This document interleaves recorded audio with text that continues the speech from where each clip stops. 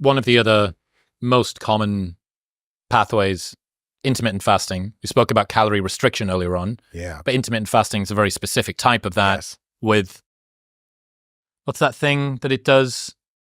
Autophagy. Autophagy. There's another way to say that that's slightly a slur. So which we both are. Yes. I wake up in the morning and the switch has been flipped.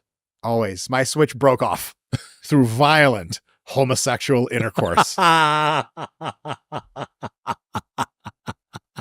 It was a great time. Got a world record on Grindr. Yes. Fasting is awesome for a bunch of different reasons. Sometimes it fits people's lives better. Sometimes it lets them control hunger better. If you get enough protein, it's probably not going to lead you to become emaciated or whatever. It's not the optimal way to get jacked, but it's not that far off.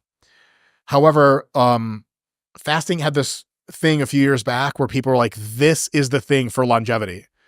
But it turned out that comparing models of fasting versus not fasting, if you keep the caloric restriction as the variable that's at play, there's no way to statistically differentiate fasting versus not fasting.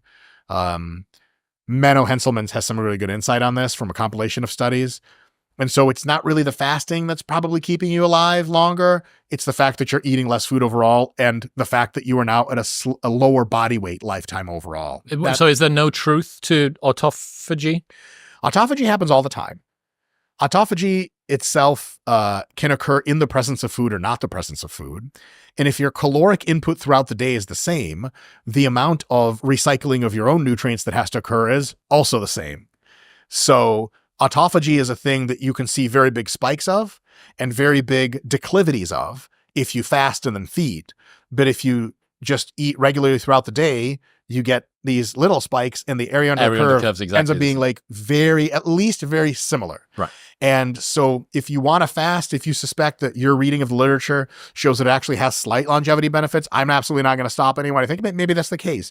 Just a cold reading of the literature, I'm not inclined to believe that fasting has the holy grail elixir. Right. Like, because some people, like, they're on the longevity kick. They're like, so you fast, right? And you're like, no. They're like, oh, so you're just a fucking idiot. Like, nah, that ain't it.